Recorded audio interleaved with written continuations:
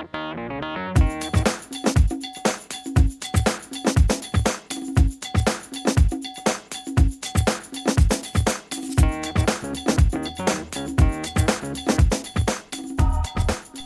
and welcome to Brain Says Strange Things. I'm Patrick, this is my brother Jordan, and this is the podcast where we talk about horror movies. Although this week we are taking one of our perhaps all too frequent departures from the horror genre to discuss a particular film franchise in honor of the character's 75th anniversary one this that year. not a lot of people have heard about. Mm-hmm. Yep. Want to give the name of the secret character? An obscure character. We're going to be looking at the Batman films, specifically the series of... I don't know what to call this serise of films, but it's the series of... the original Batman series. Yeah, it's the series of 4 movies that was kicked off with 1989's Batman, directed by Tim Burton, which was followed by 3 sequels, ending with Joel Schumacher's Batman and Robin. So that initial cycle of Batman films, not the new Christopher Nolan trilogy, but the 90s Batman movies, you can consider them, Sure. Is what we have recently revisited, and what we're going to be discussing on tonight's episode of Brain Says Strange Things. And they're sort of horror-related, I feel. I mean, Tim Burton... They get less and less so. Yeah, but Tim Burton was the initial kind of creative force director of this series of Batman movies, and he's a kind of horror director. Yeah, we talk about Tim Burton a lot in these. Yeah, he has always kind of a macabre, elements in his movies, and those are certainly present in his 2 Batman films. So these movies were big favorites of ours, and many people, when they first came out, just really very popular at the time. The first Batman film, especially. And they kept the Warner Brothers store in business too. Yep. So yeah, I loved these movies as a kid. I hadn't watched any of them for quite a few years, so we just watched them all in order. So of course, the original Batman is considered a great movie. How did it hold up for you on this recent reviewing? I don't know if I should spoil my favorite one out of the group. Okay. But I thought it was going to be Batman Forever because that's where I was the perfect age for Batman to be obsessed You by. really liked Batman Forever. That was kind of your Batman movie when we were younger. Yeah, so I was because I haven't seen them a lot. Actually, it's funny because the one that I've seen probably the most is the worst one, Batman and Robin. But so really, you've seen that one the most? It's got to be the most now at this point. But God. The first one, I think that's the best out of the 4 of them. I agree. Yeah. I was really impressed at how well it really holds up. So of course the first one has Jack Nicholson as the Joker, and it's really an origin story for the Joker. They don't really go into Batman's origin very much. He's just kind of there in the film. He exists as this kind of urban legend amongst Gotham's underworld, but you do see the origin of the Joker in the film. Well, they go into Batman's origin, I think. A little bit, but I feel like they don't... I guess contrasted to You're just thinking of To Batman Begins, where it's right. The whole thing. That's what I'm that's what I'm thinking. And also I feel like a lot of superhero movies these days, the first movie is usually the origin. Yeah, there's always you know what I mean? But that wasn't really the case here. I think they kind of assumed that most people basically knew what Batman's origin was. Mm-hmm. What I think was really groundbreaking about this movie at the time was it really introduced the idea of a dark, serious Batman, because the image of Batman I think that existed in the minds of the public at the time was that of the 1960s television show, which was very camp. Well, that was the last big thing that had... Yeah, that was the last time Batman had really made a large impression on the general public. So this movie really reinvented the idea of Batman in the minds of civilians, as I say, people who weren't reading the comics. Do you know where the comic books were at when that movie came out? What phase he was going? No, I'm not sure, but I think they were a lot like the movie. They were darker. They were darker. I think he was on his 2nd or 3rd Robin by that point, so he had been operating solo for a while.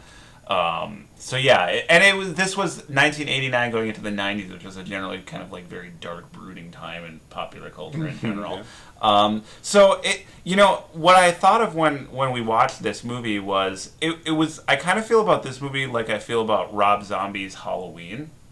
Like, I like Rob Zombie's films, but I don't always love them. Yeah. I like Tim Burton's movies, especially the look of them, but I don't always love them. But in both of those cases, I feel like those directors marrying their style to some really solid source material kind of created something more than the sum of their parts, Like, Tim Burton toned down the Tim Burton. Yep, it is. That's what I thought too. It's kind of like the least Tim Burton-y Tim Burton movie. Just enough. I mean, it still was. It still had those like darkly comedic, macabre touches to it. I mean, all credit to Tim Burton for his vision of this film, because every aspect of this movie really works. But I feel like he toned down his Tim Burton-ness just enough to not let that overtake the material, as it arguably perhaps did in the direct sequel.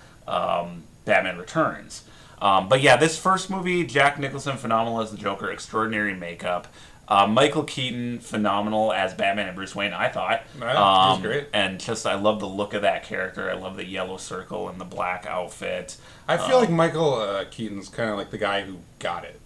Mm-hmm. As opposed to the other two actors who played Batman, Val Kilmer and... Yeah. He definitely was the best. They got progressively worse. Val Kilmer wasn't bad, but I think Michael Keaton just kind of like nailed it. He did. He knew, like in scenes where he's talking to, or he's not talking to people. People will talk to Batman.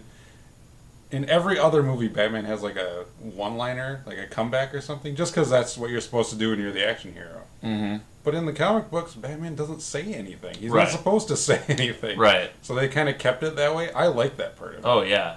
Very cool. I don't know. I like a non-speaking Batman. Yeah, and as Bruce Wayne, too, I mean... Like he's not supposed to be Spider-Man. He's not supposed to be making jokes about stuff. Yeah, and he's not the most complex character as Bruce Wayne, but I feel like Michael Keaton really had thought through the character and took the role very seriously. And his scenes as Bruce Wayne were really entertaining, I thought. Yeah, he's funny, but he's funny because he's kind of awkward. Right. He's not used to dealing with people. Right. That's where the humor comes from. Yeah, and not in that Clark Kent Superman way where it's so cartoonish, but it's just an interesting portrayal of the character. He is just like a shut-in, which is pretty much what he would be. Yeah, he did. And every scene like that where he's really awkward with females and other people, I mean, I think it's funny. Yeah. It doesn't play as straight jokes. Yeah. Whereas as the movies go along, every line is a joke. Right. Yeah. They kind of lose their focus. Yeah. And it's interesting, too, to watch this movie now, like, in the post-Dark Knight era, because those Christopher Nolan films are great, and they've made such an impact.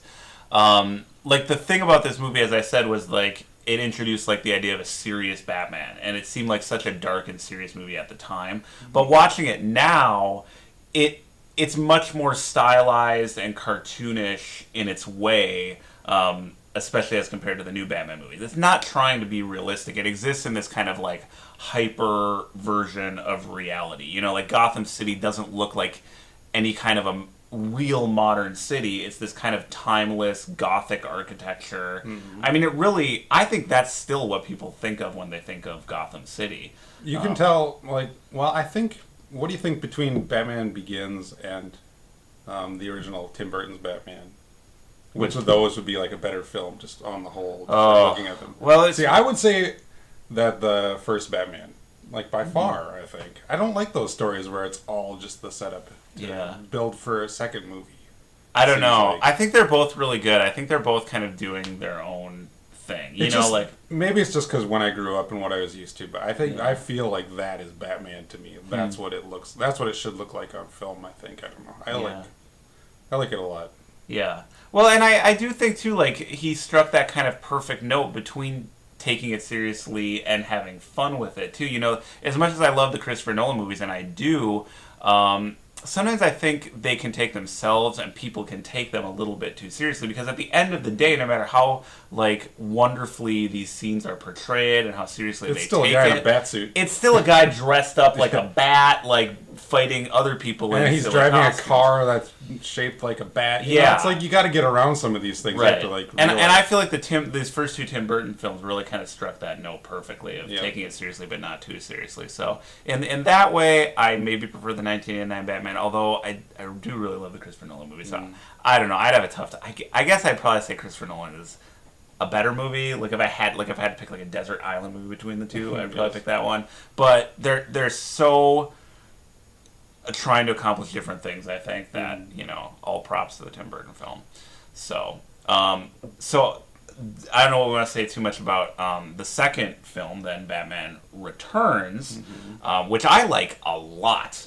I remembered having liked it a lot, and I still like it a lot. I kind of thought that I would come out with the opinion that was my favorite of the four, but actually I do think the first one is the best. The first one is superior, I think, to the second one. Yeah. The second one, Tim Burton lets himself be a little more Tim Burton. Yeah. Well, I've said when we watched these movies... Which is good and bad. Between 4 movies, there's 2 directors. Yep. And they each did one that was good for what it was, I suppose. Yep. They get worse as they go along. Right.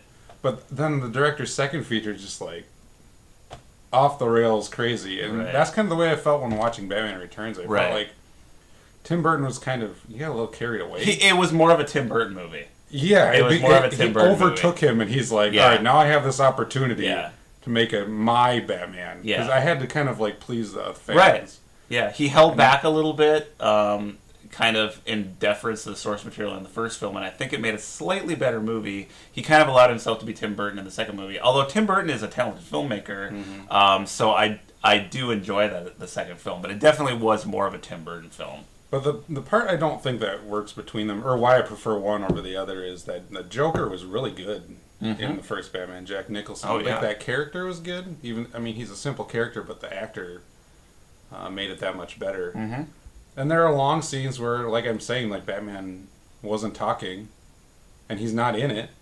And in a lot of movies, I noticed that. I'm like, come on, where the hell is this character? Like, I missed this character. I want to see him again. But that had 2 really good characters going back and forth. They go long periods where it's just the Joker going through his plan, whatnot. And then there's long scenes where it's just Bruce Wayne. Right. And I Batman remember. Kind of at the same time. Yeah. And it's just kind of like, Batman comes back in, you're like, that's what I was like. I didn't even realize he was gone. Like, right. I remember you saying that in the first Batman movies, like, both of the characters, Batman and Joker, were really compelling. So whoever was on screen, you were just locked into it. And maybe that wasn't so much the case in Batman Returns. Yeah, I don't know. The direction they went with the Penguin is a really interesting one. I enjoyed it. I thought it was a fun movie. I suppose it does. I really like the villains in Batman It's Returns. kind of like an Elseworld story for Batman, or like in a Batman movie universe. Yeah. Well, first of all, the villains that he uses, the Penguin and Michelle Pfeiffer, these are very much Tim Burton's versions of they're these well characters. cast. Like, very well people. cast. Visually phenomenal. I love the makeup and costumes on these characters. I absolutely love them. Mm-hmm. I mean, talking of horror films, I think the Penguin stands up with, like, the great, like, horror monster. Maybe that's why it didn't work very well. Maybe because, like, or for me, I don't know. A lot of people might like that part of it, but it was just such an unappealing character. Mm-hmm. Like, every aspect of it. I think it's an interesting character. Yeah. I don't know if that necessarily translates well to making it an interesting movie. Well, and what I was going to say is Tim Burton... It's like every time, like when the Joker's on screen, you kind of like want to see more, you want to see what he's going to do next. Every time the Penguin's on the screen, you're just kind of like... I don't know. I guess that's the reaction they were going for. Yeah, I was entertained entertained by the Penguin. I mean, he was a grotesque It's weird to have a villain like that. Played by Danny DeVito, but I enjoyed watching the Penguin. I really enjoyed Catwoman. Yeah, she was much better. Yeah.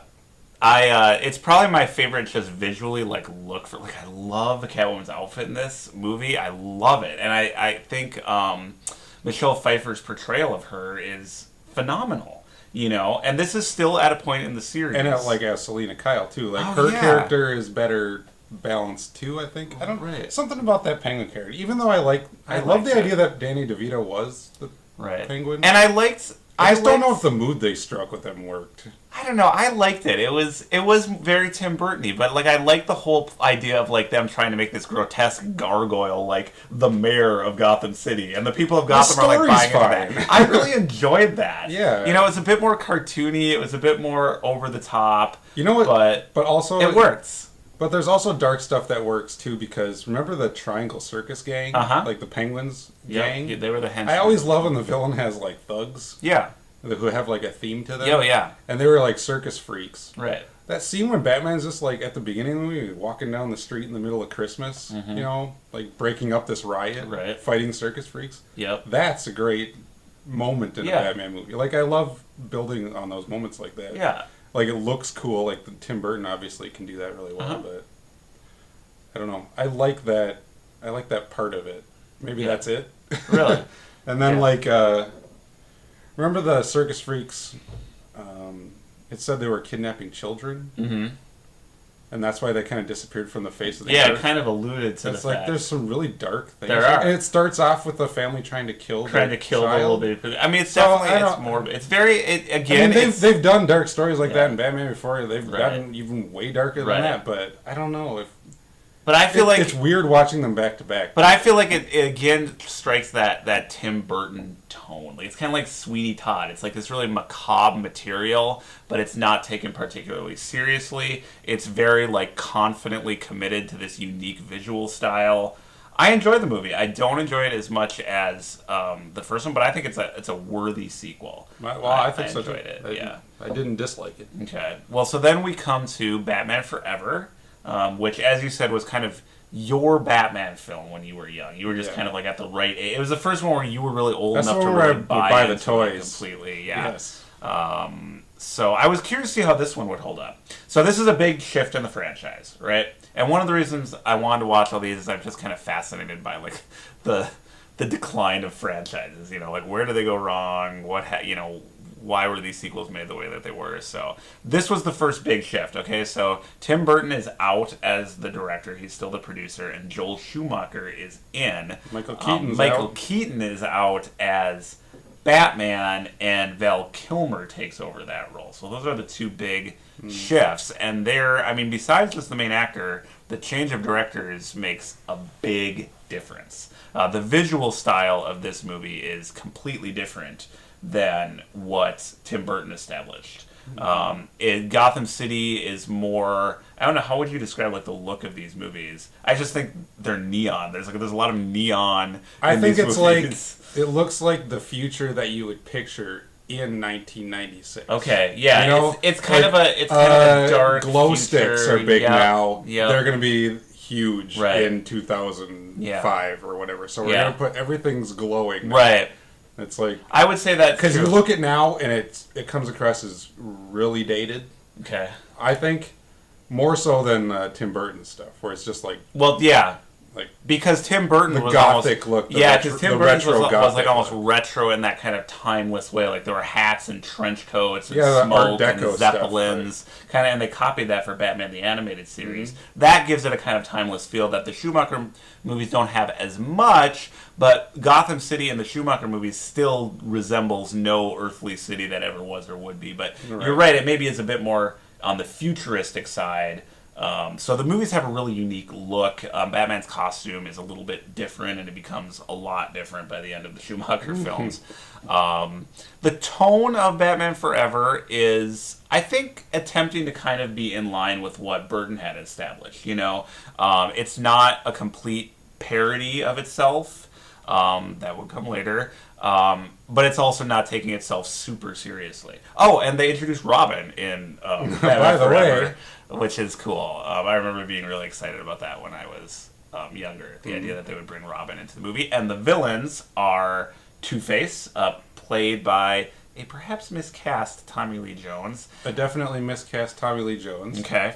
And our favorite movie star. The Riddler, played by Jim Carrey. If you watched our last podcast, we reviewed a Jim Carrey movie too, so this is becoming like the Jim Carrey podcast. But he is phenomenal as the Riddler, I have to say. He did a really good job.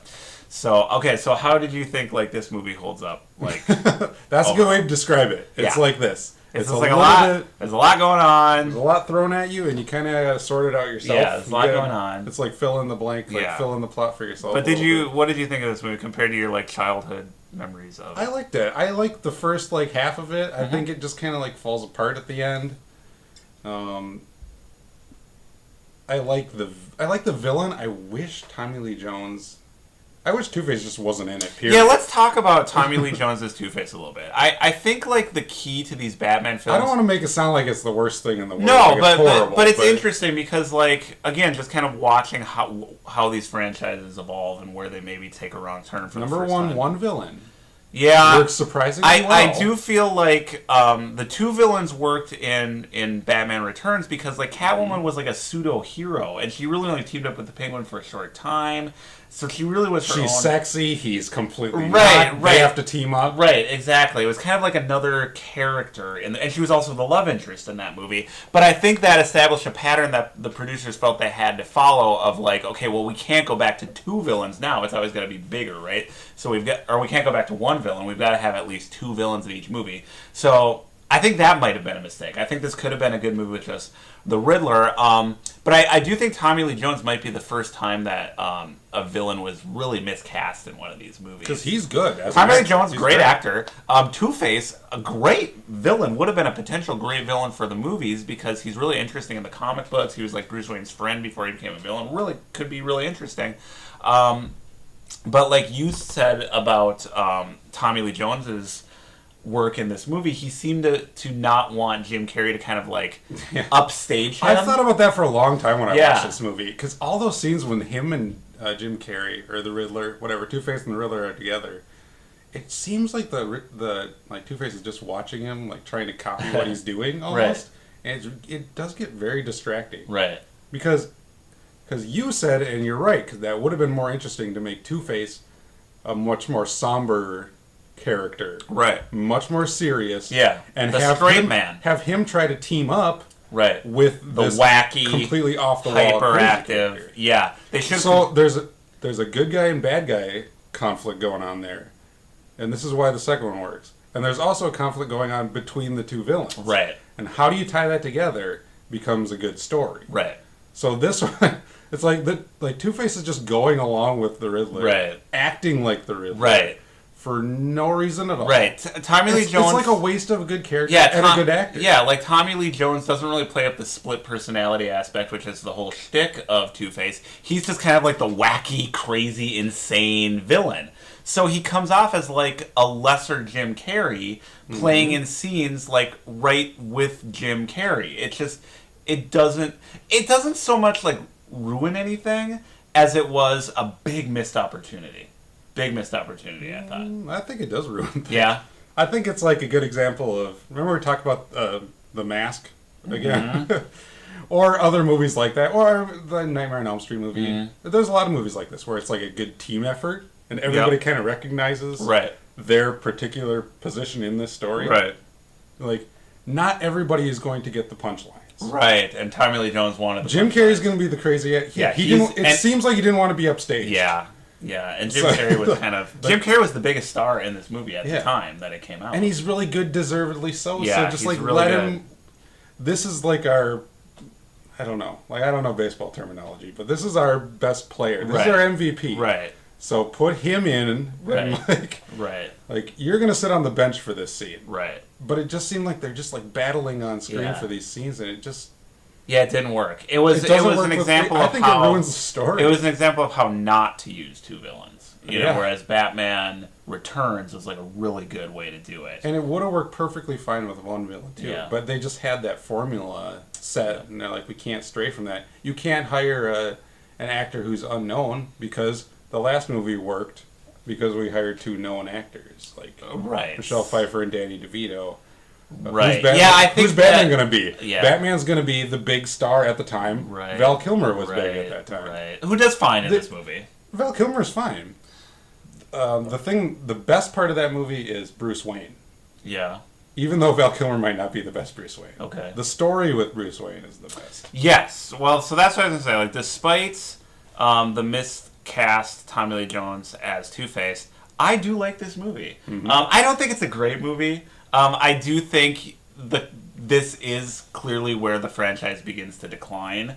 But I do like it. It's entertaining. It holds together as a film, and it has a real story that you can follow. It has this really interesting Freudian subtext about Bruce Wayne's suppressed memories and suppressed guilt, and how that ties into Robin's story. And I like the idea of Chase Meridian, played by that was cool. Nicole Kidman.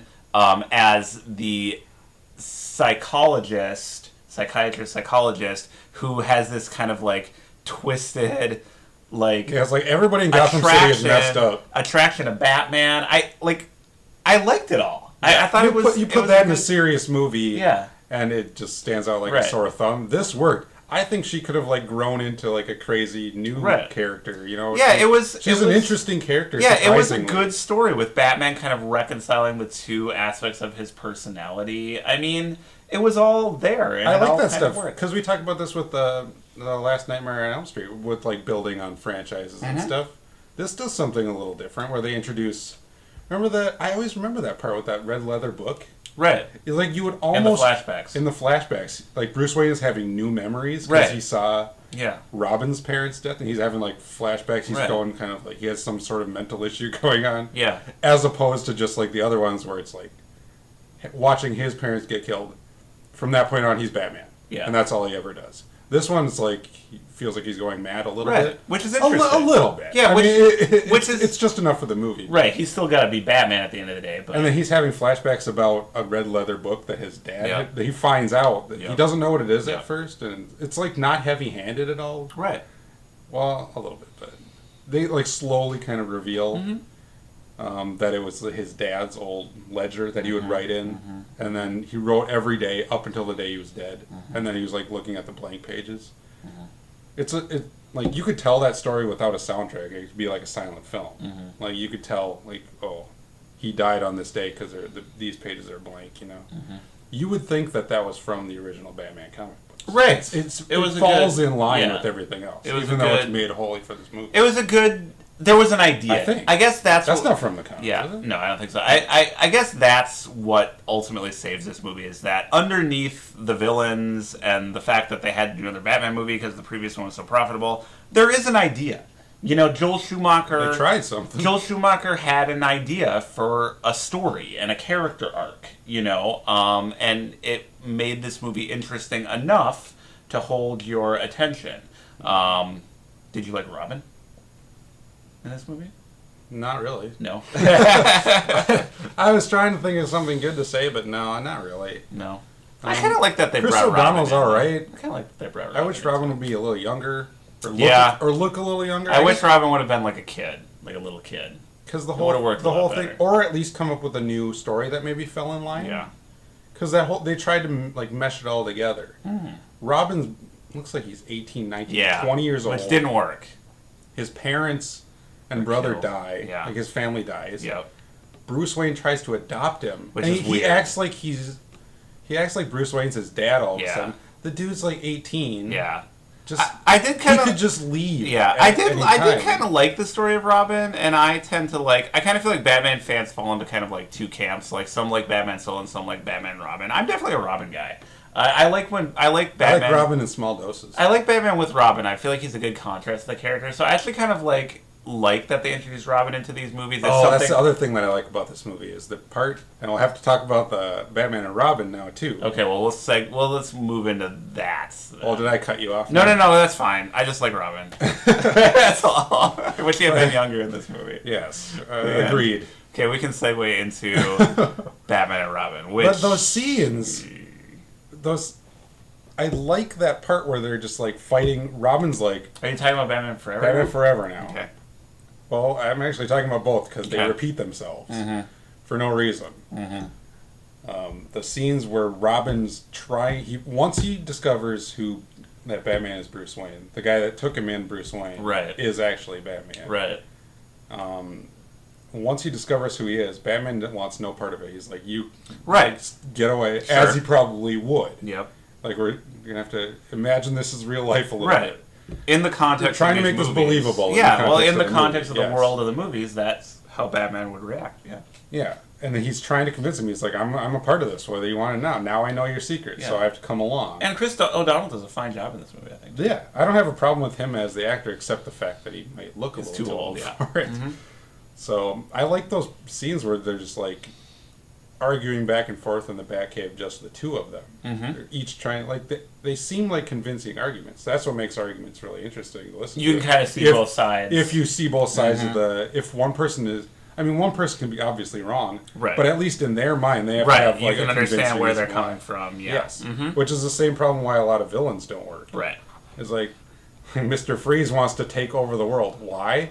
Because he's a villain. Right. Why is he a villain? Because he wants to take over the world. Right. You're just like, Right. it does not make any sense at all. Right.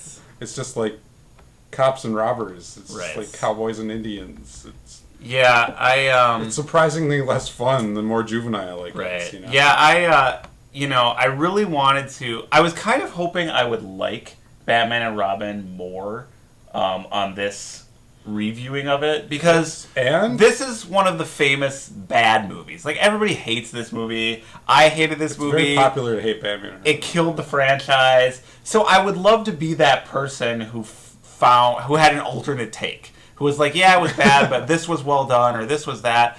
Or that it failed for an interesting reason. Other than that, it was just a really bad movie. But I have to say, and we just watched this. You just gotta call a spade a spade. This was just a really bad movie on every level. I know, shocking. I wish I had something more interesting to say about Batman and Robin, but...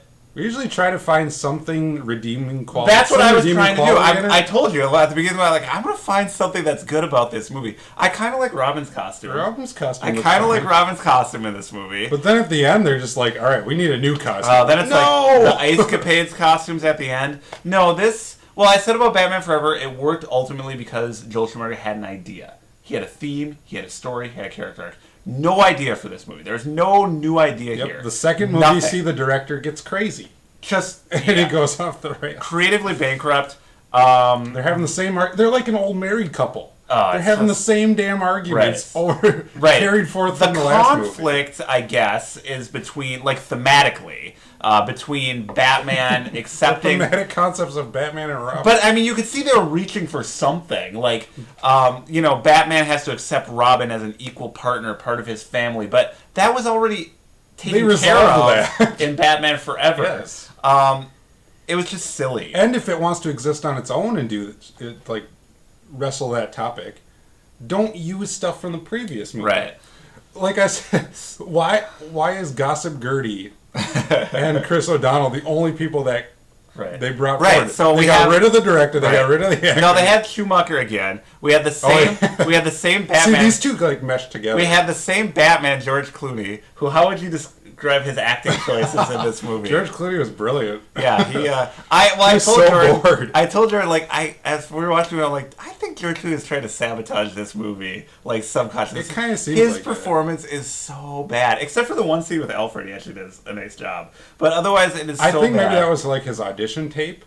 Yeah, and then they filmed that out of sequence. Or maybe it was he wanted to show the audience I can really act. I know how to act. He clearly didn't care. No. George Clooney's a great actor. Yeah. He's Well, you said I love George Clooney, but you said as Batman, basically all he did was he shrugged and looked at the floor. No, that was Bruce Wayne. Bruce Wayne, yeah. At the end of every scene, he would put his hands in his pockets and look at the floor. Yeah. And just shrug his shoulders and walk away. George Clooney just shrugged and looked at the floor in this whole movie. He just didn't give a shit. And as Batman, remember the last scene where he saved him? He was like, "Hold on." Yeah. Grab onto my belt. Yeah, it's just terrible. It's really terrible performance. I mean, you certainly can't blame this bad movie on George Clooney, but he didn't help. He didn't try to help. No, I think he probably could have helped. I think he was secretly trying to sabotage the movie. I'm not kidding you. He might have been. It's the greatest scam ever. Okay, so then the villains are Mr. Freeze and Poison Ivy, and this was stunt casting. This was Arnold Schwarzenegger's a big star. Let's put him in a Batman movie. What's the next obvious villain to use? Mr. Freeze is kind of the next one down the line in the hierarchy. So you forgot Bane. Yeah, so Bane's in this movie. So he had nothing George they broke my brain. They miscast everything. Remember how can you put Arnold Schwarzenegger in a Batman movie and have the character Bane, Right. and not be like, oh, Right. this is such an obvious decision. Right. Like Arnold Schwarzenegger should be Bane. Right. Like Bane is supposed to be like this huge hulking guy. Brilliant guy. Right, who doesn't require a lot of acting. That would be a perfect role for Arnold Schwarzenegger. Instead, Arnold Schwarzenegger is Mr. Freeze. Like, why is Mr. Freeze this hulking Austrian bodybuilder? Why is Bane a henchman? Yeah, it makes absolutely no sense. And then Uma Thurman is just camping it up horribly as Poison Ivy. I love Uma Thurman, but she looks fine. Just don't listen to her. But I mean, she's a good actress. That was obviously a deliberate choice she made. But this is this is one of the many, many, many problems with Batman and Robin. Like from the very opening frames of this movie, everything is a joke. Everything is camp. Real. Everything is turned to 11. I got a headache watching this movie. Like, they completely lost sight of what had been established by Tim Burton years ago in that original film, that balance between camp and humor and seriousness. Now it's all camp. It's all comedy relief. That's what I was talking about with the second one. It's like no one recognized what their spot's supposed to be. Right. Everyone's camp. I think everyone's big. Only Everything's Bane did. a joke. Every set is elaborately designed and looks like Cirque du Soleil. It's just a big mess with a hollow center, right? There's no story here. It was like a milk dud. Sweet on the outside and poison on the inside. Yeah, it looks terrible. Oh, and Batgirl's in this movie. They decided to add in lest we forget. Batgirl, which again, as a naive young person, I wasn't that young. I was like 17 at the time it came out. I was really excited to see Batgirl in the movie. I was glad they were adding Batgirl. I love Batgirl, but she was just completely wasted. It was like It Girl Alicia Silverstone. Yeah. Again, popular actress at the time, just slot her in there as Batgirl. I feel like that's the same reason Val Kilmer's there. Val Kilmer was fine. But is he Bruce Wayne and Batman? I don't see why they picked him over anybody else. Yeah. It just, I don't know. So I feel like there was like and same with George Clooney too, even less so. So I feel like there was like a really gradual decline in the franchise. Like Batman was really good. Batman Returns was really good, but not as good. Batman Forever was not as good, but a noble way to keep the franchise going. A solid film that I enjoyed. But then they just completely fell off the cliff with Batman and Robin, and that killed the franchise until Christopher Nolan did Batman Begins years and years later. Like I said, this is not new and exciting insight. I'm sorry. I wish I could have found something in Batman and Robin, but it really is a terrible, terrible film. Robin's costume and Uma Thurman's butt. And possibly George Clooney's performance. Yeah, because I do think it was so bad. And George Clooney's a good actor. He's great. I think he was... What happened? I think he was... Not that he needed to, because the movie was... I think it's just like, what can you do with this material? Yeah, I think he was... I think he was trying to sabotage the movie. Everybody wants to play Batman, but then this is what he was presented. It's just really bad. Yeah.